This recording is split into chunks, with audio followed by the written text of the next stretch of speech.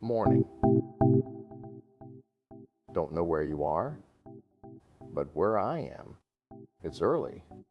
The world's still stretching, the coffee's hot, and the signals are already coming in. Let's take a look before the day starts making demands. This is Signal Check with Adrian North. So here's something that should make every iPhone user sit up a little straighter. Google's Threat Intelligence Group just exposed an exploit chain called DarkSoar, and it's nasty. We're talking 6 vulnerabilities, 3 of them 0 days, being used to fully compromise iOS devices. Full compromise, not just access to your photos, total control. The targets? Users in Saudi Arabia, Turkey, Malaysia, and Ukraine. The actors? Commercial surveillance vendors and suspected state-sponsored hackers. They've been at this since at least November of last year. Now here's the wild part. Despite clearly being well funded, you don't just stumble onto 6 iOS vulnerabilities, the code wasn't even obfuscated. No attempts to hide what they were doing. Lookhouse researchers found patterns suggesting large language models were used to write some of the implant code. Either these attackers got sloppy or they bought someone else's toolkit and didn't bother cleaning it up. What this really shows is that automatic updates aren't the silver bullet we thought they were. A huge number of iOS users remain vulnerable. Even Apple's walled garden has cracks wide enough for state actors to walk right through. If you use Claude Anthropic's AI chatbot, you'll want to hear this one. Security researchers just found a 3-flaw attack chain they're calling Claudidae. And it's clever, disturbingly clever. Here's how it works. You search for Claude on Google. You see what looks like a perfectly legitimate result. You click it. Except it's not legitimate. It's an attacker-controlled ad that uses an open redirect on Claude's own domain. Google validates the Claude.com hostname, approves the ad, and boom, you're clicking on what you think is the real thing. And then you land on a page with a pre-filled chat prompt. Looks normal, but hidden inside that prompt, instructions.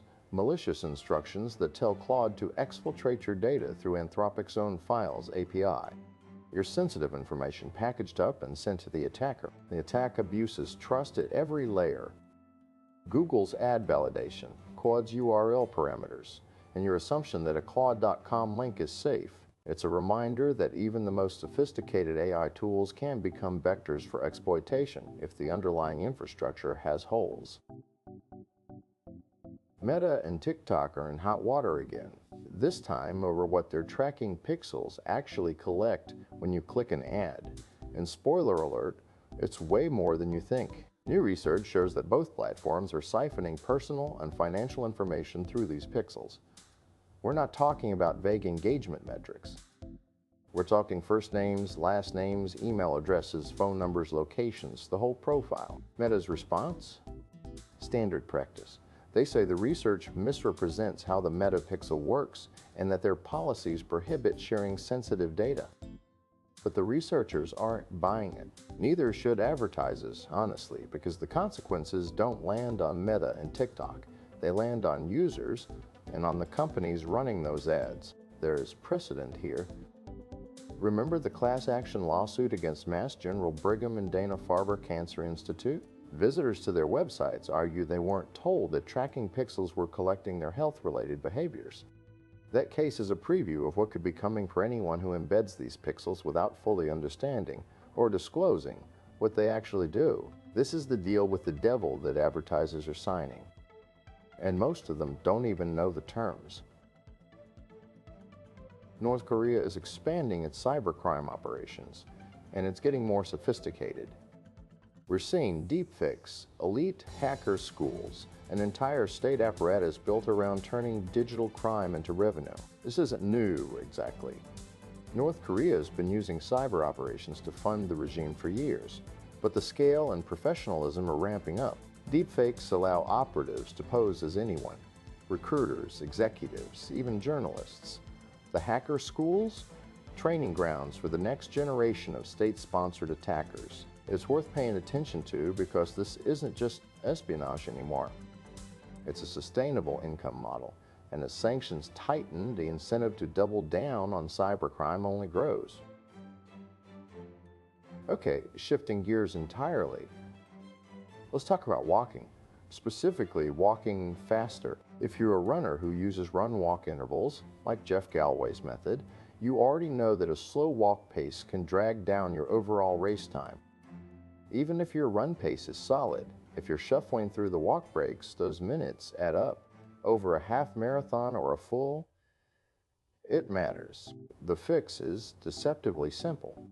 Walk with intention. A consistent 16-minute per mile walk pace is achievable, but most people relax and slow down without realizing it. The trick is intervals within your walk. 30 seconds fast, 30 seconds recovery, or 2 minutes slow, 2 minutes fast. You're training your body to hold a faster pace even when you're not running. And here's the kicker. This isn't just about race times. Walking faster builds fitness, cardiovascular endurance, muscle engagement. It's low-impact training that actually moves the needle. Try a progression walk. Start easy, gradually increase your pace, and finish strong.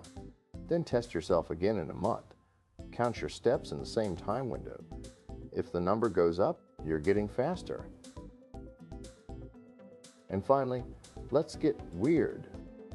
Because apparently love makes us do some truly bizarre things, and psychology has explanations for all of them. Ever feel the urge to playfully bite your partner?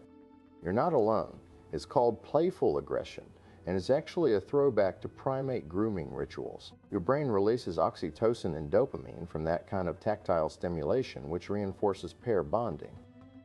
When you nibble someone you love, you're using high-intensity touch to communicate affection and trust.